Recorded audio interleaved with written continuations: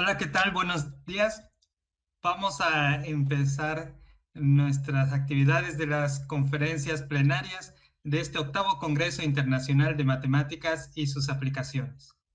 Y esta primera conferencia plenaria está a cargo de la doctora Verónica Martínez de la Vega, del Instituto de Matemáticas de la UNAM. La doctora Verónica Martínez de la Vega es una reconocida investigadora del Instituto de Matemáticas de la UNAM y una muy querida profesora en la Facultad de Ciencias de la UNAM. Actualmente es investigadora titular B de dicho instituto. Ha escrito más de 30 artículos de investigación publicados en revistas internacionales indexadas y recientemente fue distinguida con el nombramiento de Investigadora Nacional Nivel 3 por el SNI. Originaria de la Ciudad de México, estudió su licenciatura, maestría y doctorado en la Universidad Nacional Autónoma de México. Cuando estaba finalizando sus estudios de licenciatura, se integró al seminario y al grupo de investigación de teoría de continuos e hiperespacios del Instituto de Matemáticas de la UNAM, dirigido por el doctor Alejandro Illanes, y los investigadores polacos, doctores Janusz Wodlek-Charatonik. Obtuvo su licenciatura bajo la dirección del doctor Illanes y su doctorado con el doctor Janusz Charatonik en julio de 2002. De agosto de 2002 y hasta diciembre de 2003 trabajó como investigadora de la UAM Iztapalapa. En 2004 realizó un postdoctorado en California State University en Sacramento y desde marzo de 2005 trabaja como investigadora en el Instituto de Matemáticas de la UNAM. Como parte de su carrera, ha sido invitada como conferencista plenaria en reconocidos congresos internacionales, como el 30th Summer Topology Conference and its Applications en Irlanda, TOPOSIM en República Checa en 2016, el International Conference on Mathematical Analysis and Application in Modeling en India en 2018, el Third Pan-Pacific International Conference on Topology and its Applications en China en 2019. Además, ha participado en coloquios en universidades de Canadá, China, Estados Unidos, Eslovenia, Japón, Nueva Zelanda y Polonia. Su trabajo cuenta con más de 81 citas tipo A. Este abarca diferentes temas como hiperespacios únicos, hiperespacios que son conos, grado de homogeneidad de los productos simétricos, dendroides, compactaciones del rayo, límites inversos generalizados y sistemas dinámicos discretos en dendritas. En 2013 realizó una estancia sabática en la Universidad de Tulane en Nueva Orleans.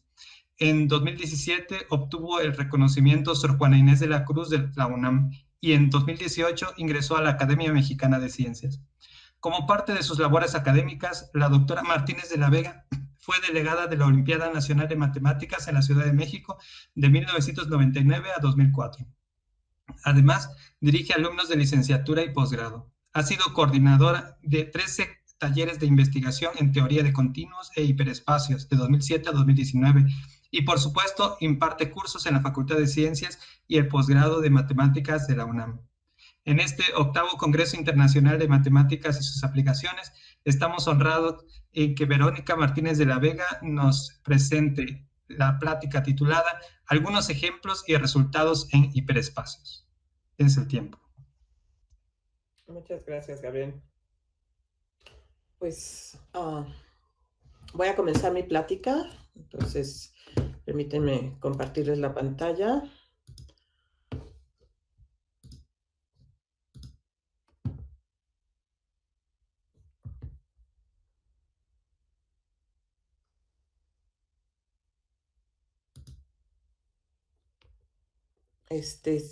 ¿Sí se ve bien, Gabriel, todo?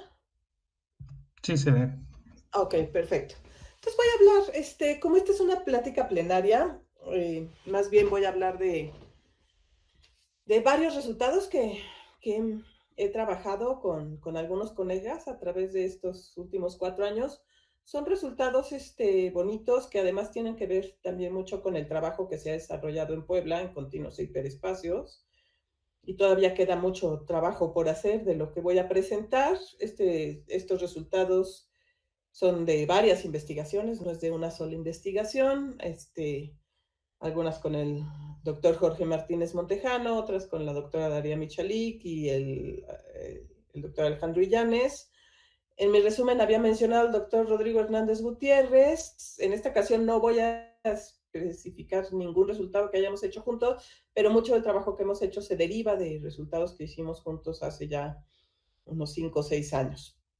Entonces, voy a empezar y en general, si yo tengo un espacio, hay muchas maneras de construir un nuevo espacio basado en el espacio original. Entonces, si yo tengo un espacio X topológico, puedo construir un nuevo espacio KDX desde X. Estos KDX, por ejemplo, el más conocido es el cono, pero los que vamos a estar trabajando son también los hiperespacios. Entonces, cuando yo tengo un continuo, yo digo que un continuo es un espacio métrico, compacto y conexo, y dado un continuo, definimos los siguientes hiperespacios. 2 a la X son los subcontinuos de X, que son cerrados y no vacíos. C de X son los subconjuntos cerrados y no vacíos, que además son conexos. Cn de X son los subconjuntos cerrados no vacíos, que tienen a lo más n componentes. Y Fn de X son los subconjuntos cerrados y no vacíos, que a lo más tienen n puntos.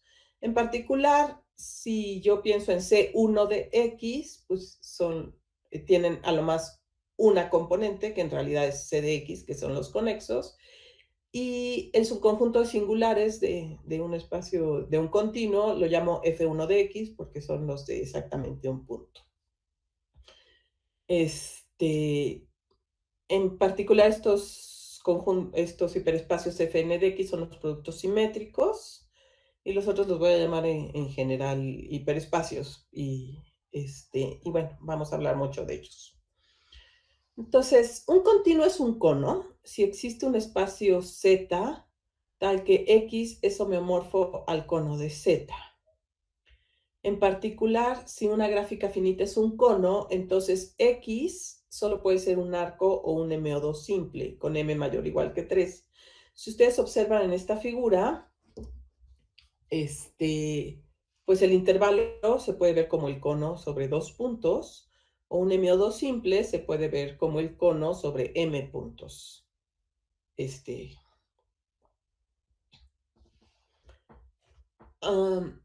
En 2002, Sergio Macías y Sam Nadler probaron que si X es un abanico, C de X es un cono, sí, solo si X es un cono.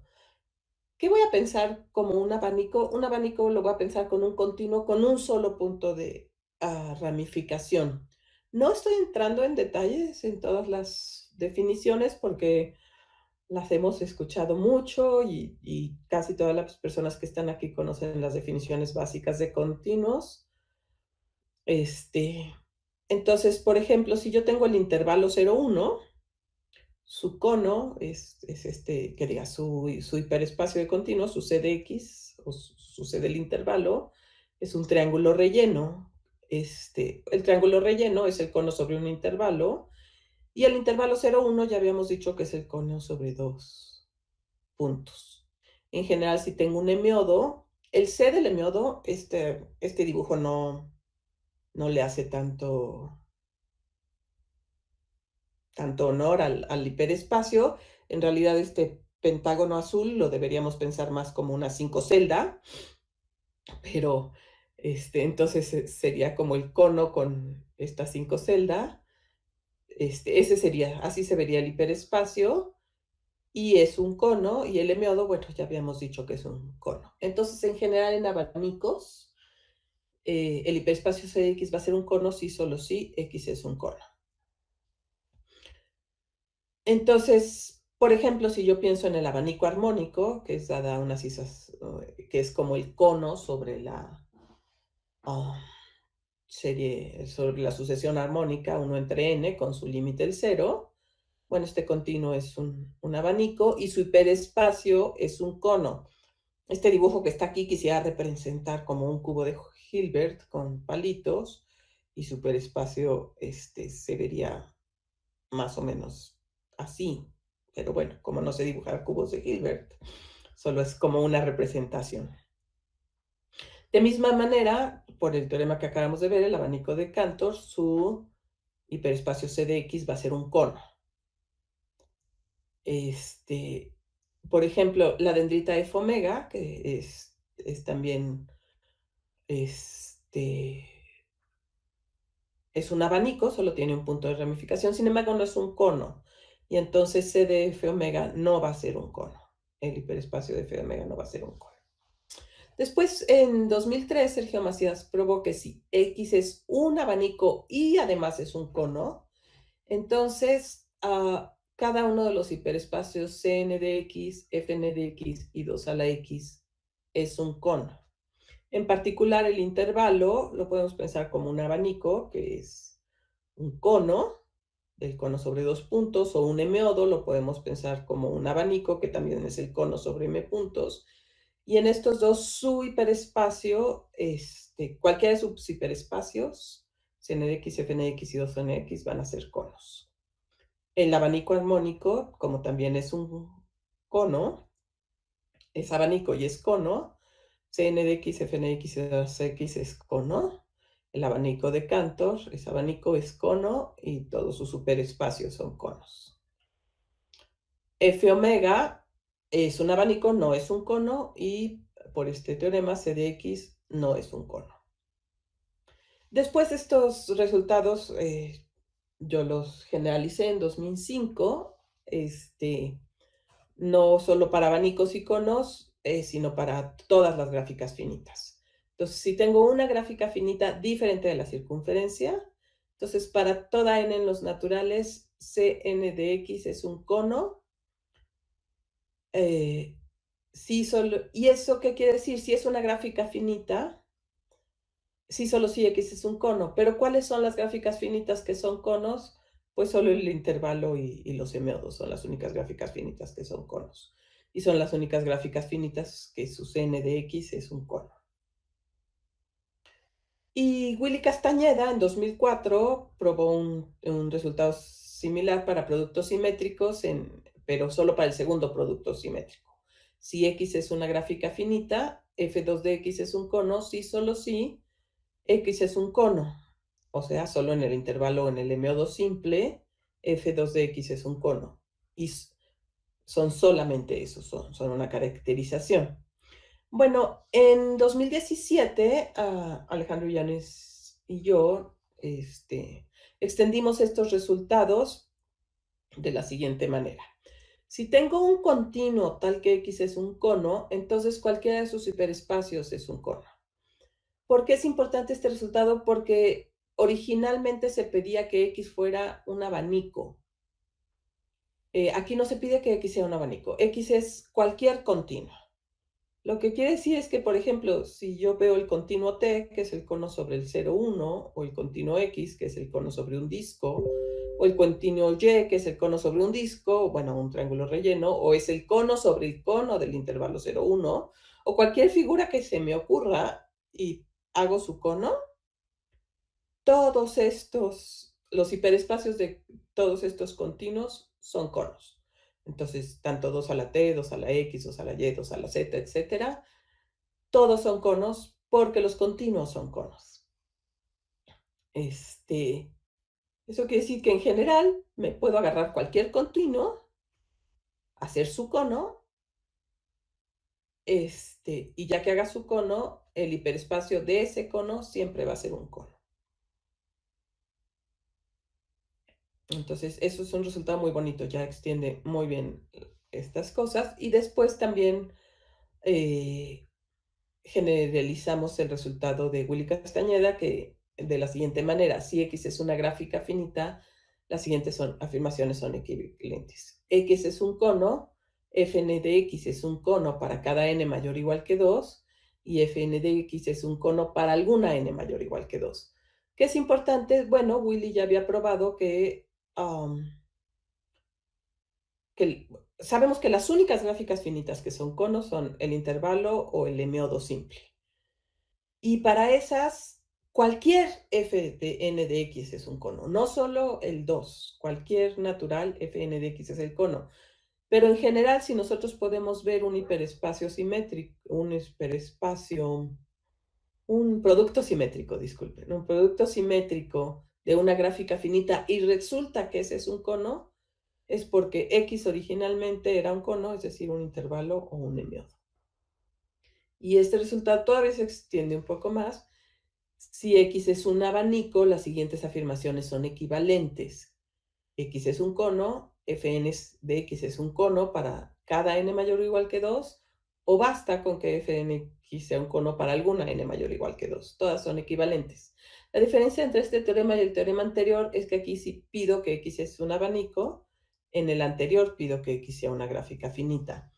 Son dos familias de continuos que sí intersectan, pero no son iguales. Los abanicos no tienen por qué ser localmente conexos. Entonces, por ejemplo, el abanico arcónico es un cono el abanico de Cantor es un cono y su c de x es un cono. Y después, estos resultados, pues los extendemos a, a curvas. ¿Qué es una curva? Una curva va a ser un continuo unidimensional. Entonces, si yo tengo un continuo unidimensional que, por ejemplo, las gráficas finitas son curvas. Cualquier gráfica finita es una curva. A las compactaciones del rayo con residuo unidimensional son curvas. Aquí puse la del seno de 1 entre x, pero puede ser con residuo una circunferencia, con residuo cualquier gráfica finita, en general con residuo cualquier continuo unidimensional. El continuo de Naster es una curva, es un unidimensional. Un solenoide es un continuo unidimensional. Las dendritas, F omega es un continuo dimensional, el abanico armónico es un continuo unidimensional, el abanico de Cantor es un continuo unidimensional. Entonces, todos estos son curvas. Entonces, curvas hay muchas. Y entonces daría Michalik, prueba con Alejandro Llanes y conmigo, que si tenemos una curva localmente conexa, las siguientes afirmaciones son equivalentes. X es un cono, Fn de x es un cono para cada n mayor o igual que 2 y Fn de x es un cono para alguna n mayor o igual que 2. ¿Por qué es importante? Porque las curvas localmente conexas no necesariamente son gráficas. Por ejemplo, están las dendritas y están muchas más. No hice muchos dibujos, pero por ejemplo el anillo hawaiano también cumpliría. Y quiero recordar un poquito los teoremas que habían hecho Sergio y Nadler, que si es un abanico, C de X es un cono, si solo si X es un cono, y si X es un abanico y X es un cono, Cn de X, Fn de X y 2 a la X es un cono. Y entonces generalizamos el teorema de la siguiente manera. Tenemos un abanico y n en los naturales con n diferente de 2. Entonces Cn de X es un cono si solo si X es un cono. Aquí muchos compañeros del grupo de continuos de Puebla tal vez quieren empezar a pensar el caso que hace falta, ¿no? Entonces, ya sabíamos que cuando X es un intervalo, el C del intervalo es un cono, pero en realidad Cn del intervalo siempre es un cono, Cn de un M2 es un cono, pero obviamente hay muchas más cosas. C del abanico armónico, Cn del abanico armónico es un cono para n mayor o igual que 3. Cn del abanico de Cantor es un cono, acuérdense, es para n mayor o igual que 3. Y bueno, acabamos de decir que es cualquier abanico, que su Cn es un cono si solo si X es un cono. Recuerden, con n mayor o igual que 3, el caso 2 no lo tenemos. Y lo que voy a definir ahora es un problema nuevo que también empezamos a trabajar, que es el del cono único. No voy a hacer un recuento de todo el trabajo que has hecho en el hiperespacio único, porque pues este trabajo se empezó a hacer en 1995 y se ha desarrollado y se sigue desarrollando a la fecha. Entonces tenemos 26 años desarrollando el trabajo de hiperespacio único, en particular los investigadores de la UAP han desarrollado mucho en esta área. Pero la pregunta es ahora, ¿cómo haríamos para definir un cono único? Pues de la misma manera que definimos la propiedad de hiperespacio único. decimos, si tomamos dos continuos, decimos que el continuo X tiene cono único. Si el cono de X es homeomorfo al cono de Y para cualquier otro continuo Y, entonces es porque X y Y son homeomorfos. Entonces la pregunta es, ¿cuándo tenemos cono único? Hay un resultado de Guibault en 2017 que prueba una cosa muy interesante. Si yo tengo un espacio topológico, entonces el cono del cono de Y el cono sobre la suspensión de Y son homeomorfos. Entonces, hay conos que son homeomorfos, pero la suspensión de Y y el cono de Y no necesariamente tienen que ser homeomorfas. Entonces, como consecuencias tengo que si yo tengo Z, cualquier espacio métrico y compacto, tal que el cono de Z no es homomorfo a la suspensión del Z, entonces cono de Z y suspensión de Z no tienen cono único, no tienen la propiedad de cono único. O en particular, si Z es un espacio métrico y compacto cero dimensional y no degenerado, entonces el cono de Z no tiene cono único. ¿Qué quiere decir? Que el intervalo y los semiodos simples no tienen cono único. Lo cual cambia mucho como las cosas que habíamos utilizado en hiperespacio único. Ahora, estos continuos no tienen cono único. Recuerden que el hemiodo y el intervalo ya son conos y sus suspensiones no. Y sus suspensiones y sus conos no son los mismos. Entonces, Daria Michalik en 2018 probó lo siguiente. Si X y Y son curvas localmente conexas que no son ANRs, entonces el cono de X es homeomorfo al cono de Y si solo si X es homeomorfo a Y. O sea, dentro de la familia de las curvas localmente conexas que no son retractos absolutos de vecindad,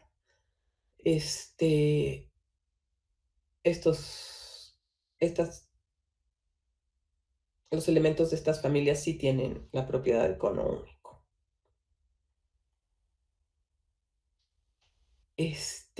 En particular, si tenemos un abanico, X tiene un cono único si solo si X no es el cono sobre un subconjunto cerrado no degenerado del Cantor.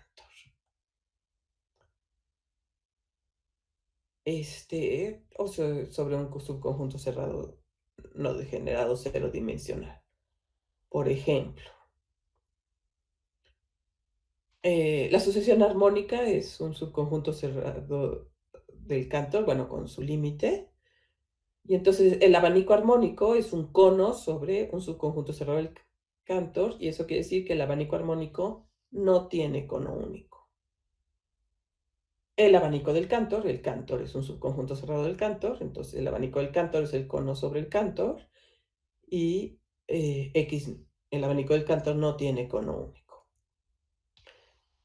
Pero por ejemplo, aquí no me salió el dibujo tan bonito como si fuera un cono, pero si estamos pensando en varias sucesiones armónicas que tengan límites y tomamos un cerrado ahí cualquiera del Cantor, si tomamos su cono, este cono no tiene cono único.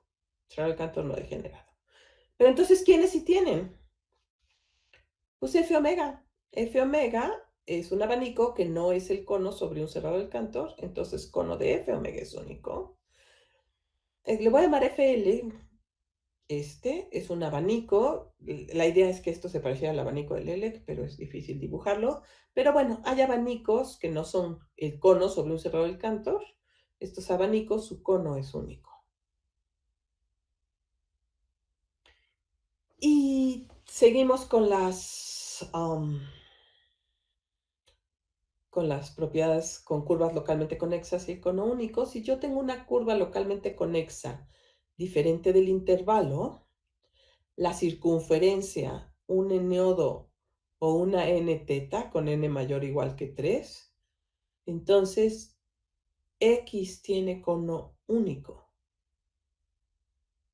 O sea, estoy quitando el intervalo, los eniodos, las circunferencias y las curvas n teta. Entonces les voy a poner un hiperespacio. Todos estos son intervalos, circunferencias o curvas n tetas o NO2, no tienen cono único, ninguna de estas gráficas finitas. Estas, el intervalo y el emeado no tienen cono único. Si yo tengo una curva n teta, que pueden ser tantos arcos como n, x no tiene cono único. Entonces, por ejemplo, si dibujo varias gráficas finitas, ¿qué va a pasar? El arco no lo tiene, el triodo simple no lo tiene, el cuatrodo no siempre. La H sí tiene cono único, la circunferencia no la tiene, la paleta sí tiene cono único, la medalla sí tiene cono único, el 8 sí tiene cono único. Aquí no aparece el dibujo. Ay, no sé cómo. Permítanme tantito.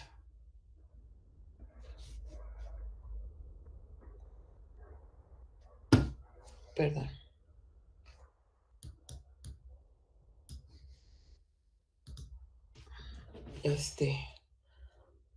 Bueno, y las gráficas de abajo, las primeras tres, que es como el muñeco, las pesas, o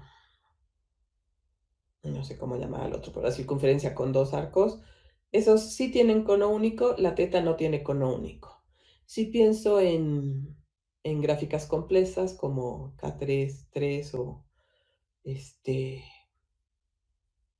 K5, 5, estas sí tienen cono único.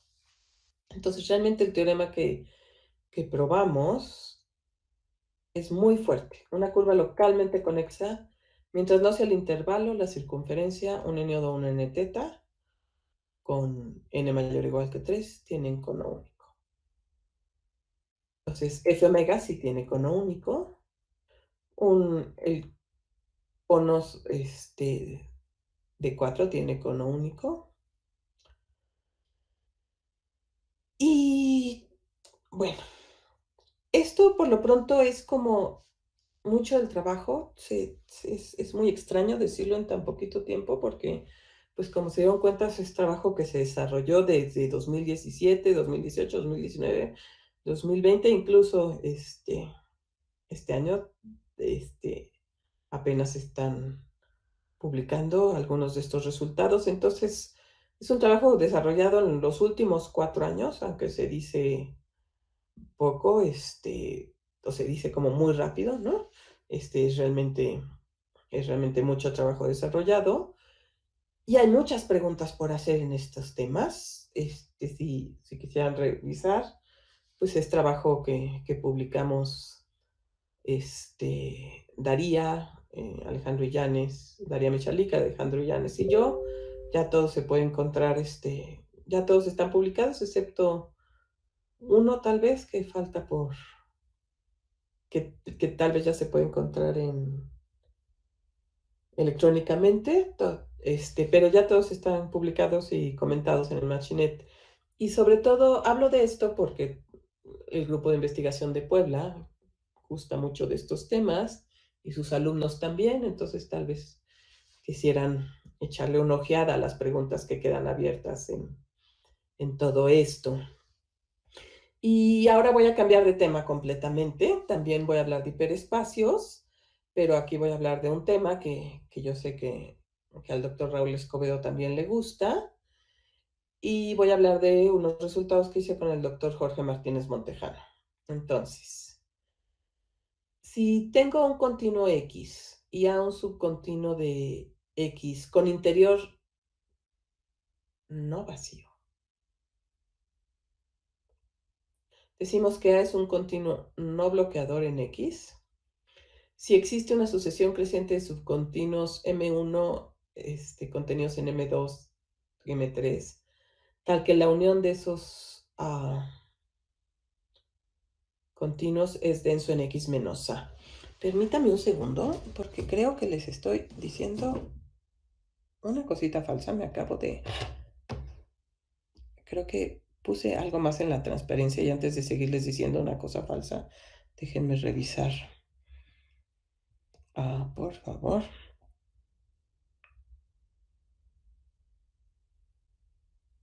Sí, es que... Ok, discúlpenme.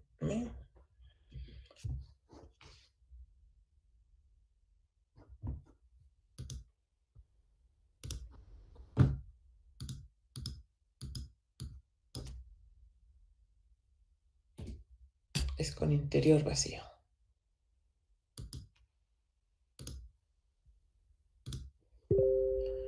El interior de estos continuos tiene que ser vacío.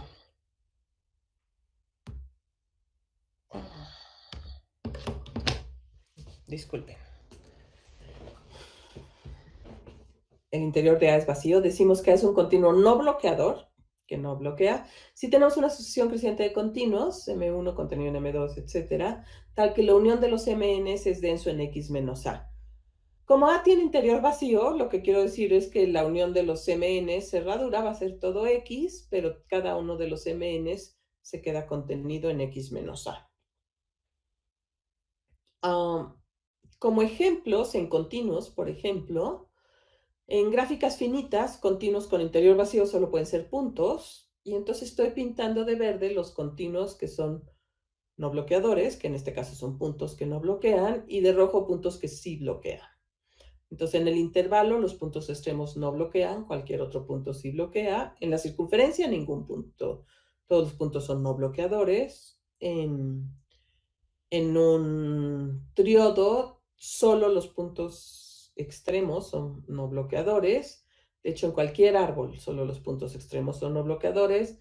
En la teta, cualquier punto es no bloqueador. En el seno de 1 entre X, ¿qué continuos podrían ser no bloqueadores? Pues si están dentro del rayo, tienen que tener interior vacío, entonces solo puede ser el punto terminal del rayo. Y si están dentro del intervalo límite, cualquier continuo dentro del intervalo límite es de interior vacío y efectivamente no bloquea porque yo me puedo acercar al total por puros subcontinuos del rayo y nunca tocar un subcontinuo del residuo. Sí, pero no solo tengo ahora continuos simples. Por ejemplo, un continuo descomponible como el continuo de Nusselt, que todos sus subcontinuos son arcos. Bueno, todos sus subcontinuos son arcos. Todos sus subcontinuos tienen interior no vacío. Y la pregunta es si me puedo acercar al total con continuos que van creciendo sin tocar un subcontinuo. Pues sí, basta que me ponga en cualquier otra composante y empiece a crecer en cualquier composante. Entonces puedo acercarme al total tanto como quiero sin tocar ese arco que haya elegido desde el principio. Lo mismo ocurre con los solenoides. Los solenoides, sus subcontinuos propios son arcos, y si yo me tomo cualquier subarco, puedo hacer una sucesión de subcontinuos crecientes que se acerquen al total sin tocar un arco determinado. En F omega, no sé por qué no está pintada, perdón, en F omega, que subcontinuos no bloquean, no lo pinté, disculpen, pero son pues los terminales, no bloquean, son no bloqueadores, cualquier otro punto sí es bloqueador. En el abanico armónico. En el abanico armónico, ¿cuáles subcontinuos tienen interior vacío? Bueno, los puntos, obviamente, y los subcontinuos que están en la raya límite, en el intervalo límite. Entonces, cualquier punto extremo es no bloqueador. Cualquier otro punto que no es extremo es bloqueador si no está en la raya límite. Y cualquier subcontinuo de la raya límite que no tenga el vértice es no bloqueador, porque puedo acercarme al total por subcontinuos en el complemento, por una sucesión creciente de subcontinuos en el complemento. Entonces, lo traté de hacer muy gráfico porque esta parte de dar la plática de manera virtual es un poco difícil, pero los verdes sí se pueden, los rojos no se pueden. En el abanico de Cantor, el abanico de Cantor es re bonito. En el abanico de Cantor, el vértice se separa, pero cualquier otro subcontinuo que no contenga el vértice es un intervalo, tiene interior vacío y es no bloqueador. Yo me puedo acercar a todo el abanico de Cantor eludiendo cualquier intervalo no vacío, siempre y cuando no contenga al vértice. O cualquier punto es no bloqueador. Bueno, Jorge Martínez Montejano y yo probamos que si yo tengo un continuo X y cualquiera en los naturales con n mayor o igual que 2, f1 de x es un continuo no bloqueador en fn de x. Y este resultado es súper bonito, no voy a platicar la prueba ni nada, pero básicamente en el producto simétrico fn de x me puedo ir acercando por una sucesión de subcontinuos crecientes del producto simétrico fn de x a fn de x sin tocar los singulares. Y es un resultado bien, bien bonito. ¿Qué más sabemos al respecto? Bueno, este término de no bloqueador no es el único que existe. Este término de no bloqueador nace de la idea de cómo puedo quitar un subcontinuo de un continuo que parece que está como en la orilla, algo que como que no desconecta. Pero no solo es no desconectar, hay muchas maneras como de ver esta forma de no desconectar. Y estas son las que estamos definiendo, como no bloquear es una manera como de no desconectar. Entonces, de alguna manera estamos diciendo que f1 de x está en la orilla de fn de x, porque en el complemento me puedo acercar al total por subcontinuos. Otra de estas maneras de hablar de conexidad cuando quito algo es la conexidad colocal. Entonces, esta transparencia está mal porque obviamente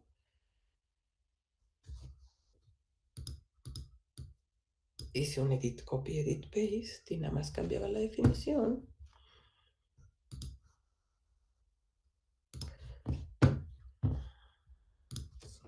Entonces, recuérdense, todo esto lo estamos pensando con subcontinuos con interior vacío. Entonces decimos que A es un continuo colocalmente conexo en X y para cualquier abierto U de X tal que A contiene a U, existe un abierto B de X tal que A está contenido en B, contenido en U, y el complemento de B es conexo. Entonces, otra vez, continuos colocalmente conexos en gráficas finitas solo pueden ser puntos porque estamos pensando que tienen interior vacío. Y vuelven a ser los mismos que estamos hablando. Los puntos verdes tienen una base de vecindades con complemento conexo. Y los puntos rojos no tienen una base de vecindades con complemento conexo. Y yo creo que es muy fácil como darse cuenta. Y hay más ejemplos. Por ejemplo, en el seno de 1 entre x, los continuos verdes sí tienen una base de vecindades con complemento conexo y los subcontinuos rojos no tienen una base de vecindades como complemento conexo. Fíjense que la diferencia entre no bloqueador y colocalmente conexo es que, por ejemplo, si yo tomo un subcontinuo propio de la barra límite, eso era no bloqueador, pero un subcontinuo propio de la barra límite no es colocalmente conexo. No puedo dar una base de vecindades que su complemento sea conexo. En F omega, otra vez vuelvo a tener solo subcontinuos con interior vacío, solo van a ser puntos. Entonces, solo los extremos van a ser de conexidad colocal. Todos los demás van a ser, no van a ser continuos de conexidad colocal. Y bueno, en el abanico armónico, pues también les presento algunos. Los puntos extremos son de conexidad colocal.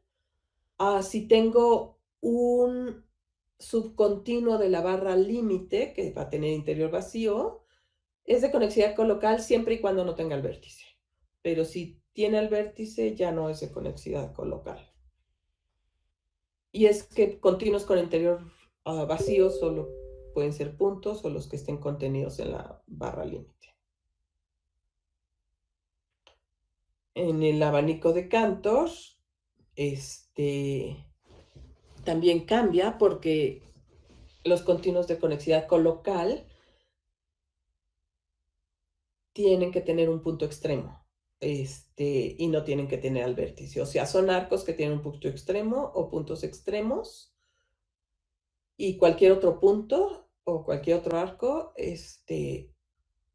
o el vértice, ya no son continuos de conexidad colocal.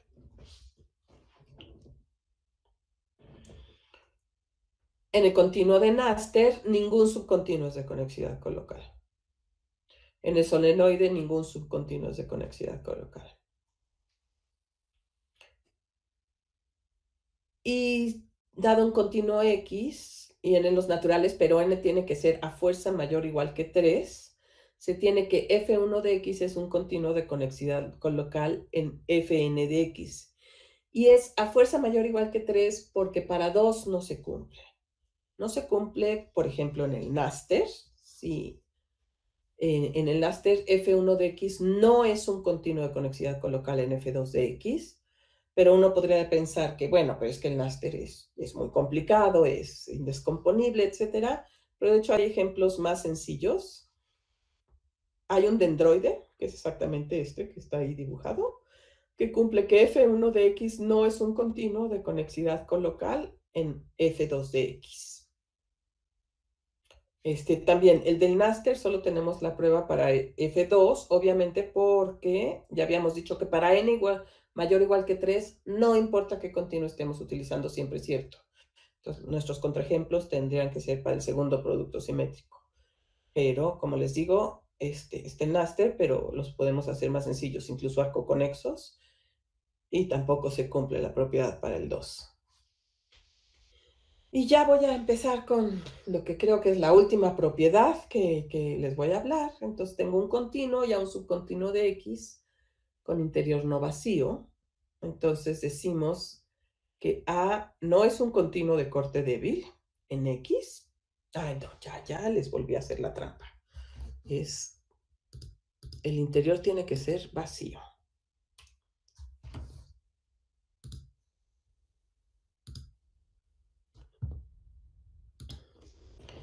A un subcontinuo de X con interior vacío, decimos que A no es un continuo de corte débil en X, y para cualesquiera dos puntos X y Y en X menos A, existe un subcontinuo M de X tal que X y Y están en M y M intersección A es igual al vacío. O sea, M se queda contenido en el complemento de A.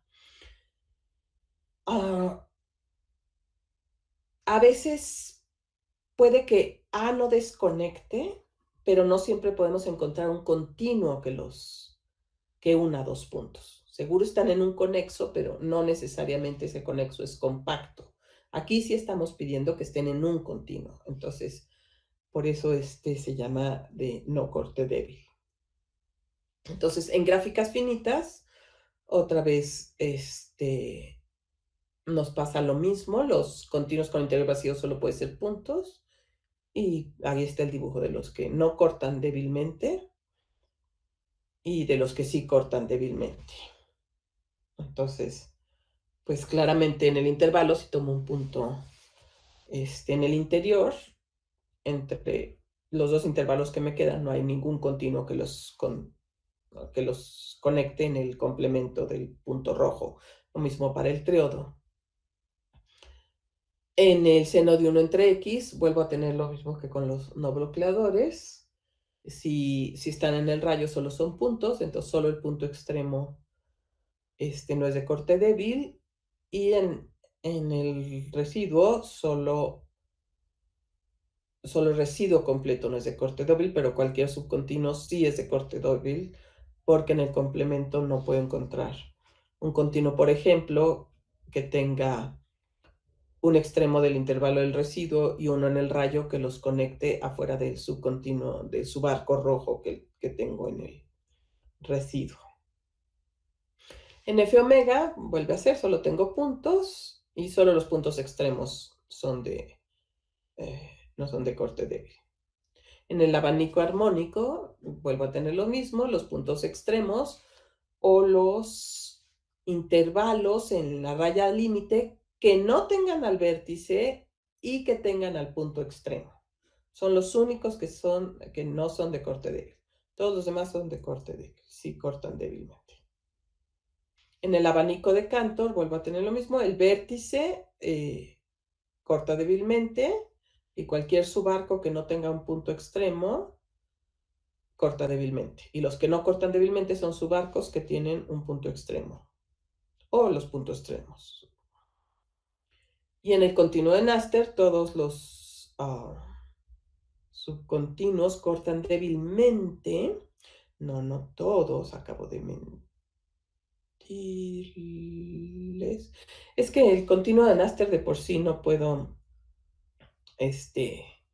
cuando tomo dos puntos en diferentes composantes, entonces ningún subcontinuo, todos los subcontinuos no cortan débilmente, porque los subcontinuos propios son arcos. Entonces en el complemento siempre voy a tener dos puntos en diferentes composantes, y el único continuo en un indescomponible que une dos puntos en diferentes composantes es el total. Entonces no se puede quedar en el complemento de un intervalo. Entonces no importa qué intervalo utilicemos, todos los intervalos, cualquier subcontinuo no corta débilmente. Por ejemplo, si tengo un doble abanico armónico, solo los puntos extremos no cortan débilmente. Y en la raya límite no tengo ningún subcontinuo que corte débilmente. Que todos los subcontinuos de la raya límite cortan débilmente. ¿Y qué sabemos de no corte débil y productos simétricos? Que existe un continuo X tal que F1 de X no es un continuo de corte débil en F2 de X. O sea, F1 de X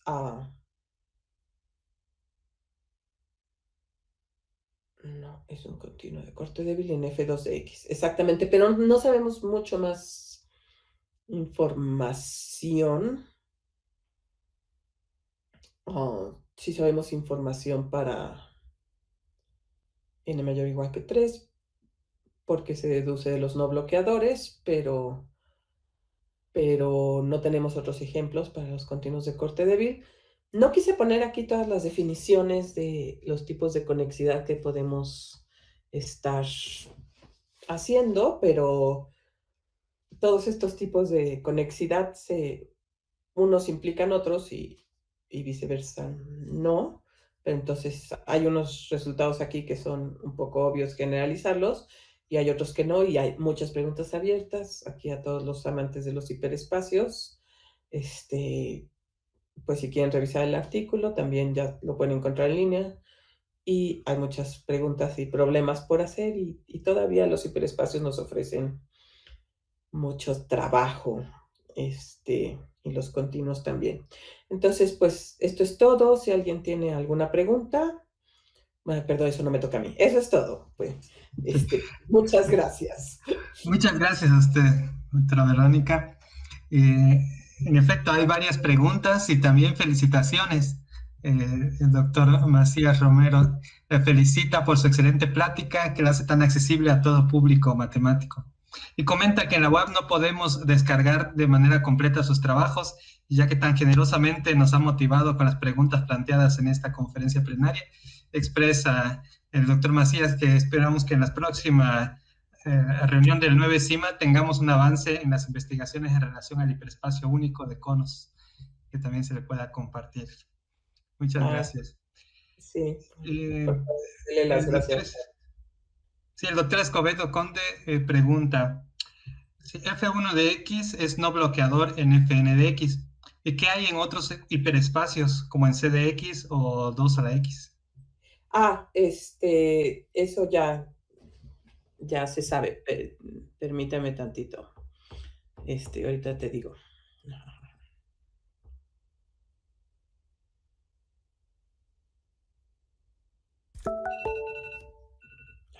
Perdón.